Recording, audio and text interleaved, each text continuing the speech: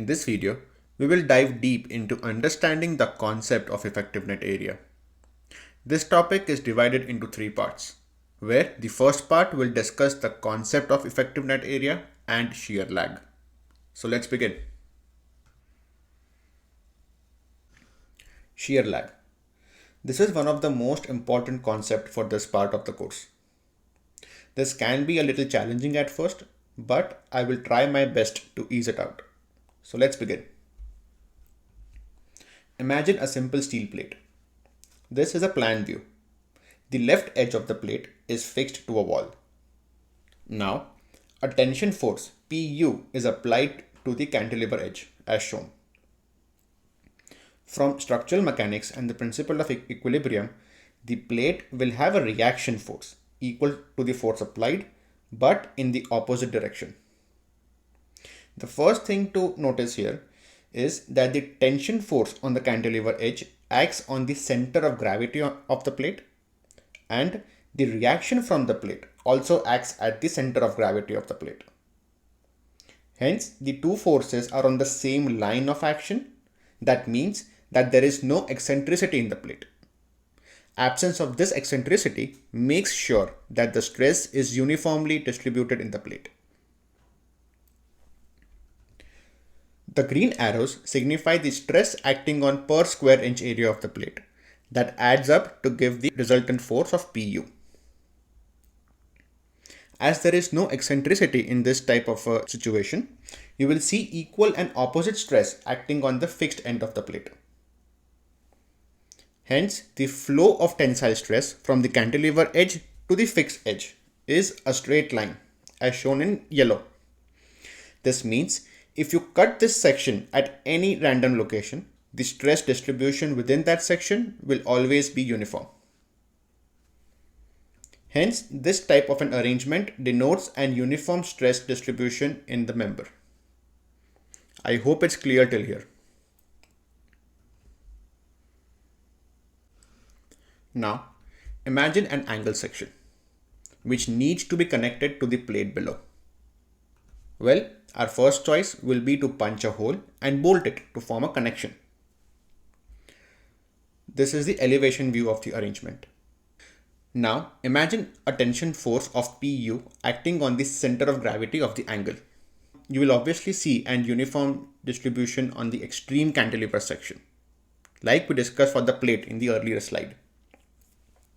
But how do you think the stress is distributed here? Well, will it be the same like the plate we discussed before? Or does the bolt hole make any difference on the stress distribution pattern? Well, as discussed earlier in the course, the stress distribution near the hole edges is not uniform. Let us see what exactly happens here. So, as I said, the tension force is acting on the center of gravity of the section on the cantilever edge. But at the section where the bolt is placed, it transfers all the tension force from the angle through the bolt and into the plate. That is exactly what connections do, right? They help transfer the forces from one member to the other. So, the reaction, which is equal in magnitude but opposite in direction, acts at the center of gravity of the plate and not the angle section. Why? Because the entire force Pu is getting transferred from the angle through the bolt in the plate. And this is where the concept of shear lag comes in picture. You can see there is a clear eccentricity between the force applied and the reaction produced. That eccentricity is the vertical distance from the center of gravity of the angle and the center of gravity of the plate.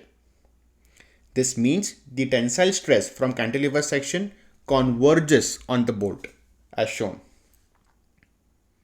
You can see that the lines are no more straight but converge onto the bolt, resulting in stress concentration in that area.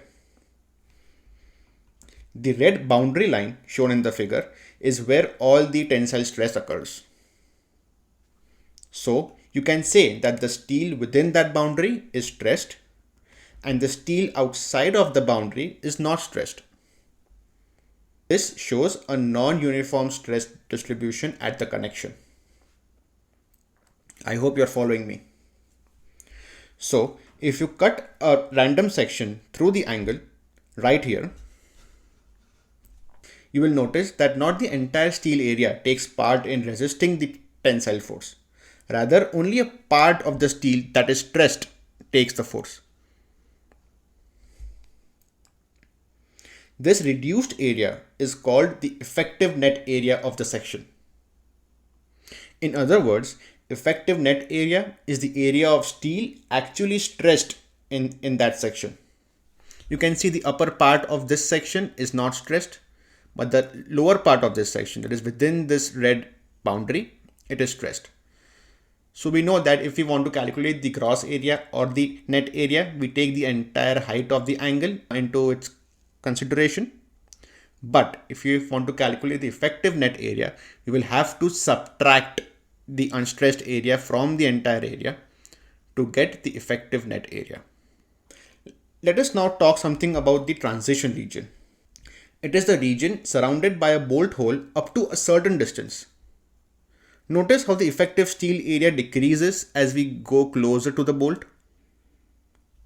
Well, there are points after which the effective net area becomes so small that the stress in that region is extremely high. It exceeds the yield stress and reaches the strain hardening stage. The region where this phenomenon occurs is the transition region. You can say that the shear transfer has lagged between the two members. Hence, this is called a shear lag in the member. Now, you may ask, if the stressed area of steel is less than the net area of the member, wouldn't the overall strength also take a hit? Well, you are right. So, to account for the decrease in strength, we tend to decrease the net area of the member. We calculate the effective area by multiplying the net area of the member by a shear lag coefficient, which is always equal to or less than 1. So this is how you calculate the effective net area. It can be a little difficult to take in all the information at once, so I highly recommend to rewatch this video for a better understanding. Now that we know what is shear lag and how it is caused, let us discuss some steps as to how to decrease its effect. We looked at this angle section in the earlier slide. We also discussed that it is the eccentricity between the two forces that contributes to the shear lag. Well, that makes one thing clear, that higher the eccentricity, more shear lag. That also concludes an important point, that by decreasing its eccentricity, we can reduce the shear lag in the member. Let us assume this distance as x bar. This is the distance from the center of gravity of the member to the bottom edge of the member. So if we reduce the x bar, the eccentricity will decrease. We can do that by selecting the shorter leg of the angle as the unsupported leg. Imagine if the leg was shorter, the CG would have been lower, resulting in lower shear lag. Look at these two figures, A and B. You can see B has a shorter outstanding or the unsupported leg than in figure A. This results in lower CG of the angle, which reduces the shear lag in figure B. So, while designing, the designer needs to make sure to keep the outstanding leg shorter to decrease the effects of the shear lag. So, that's all for this lecture. We will continue to discuss the same topic in the next video. See you there.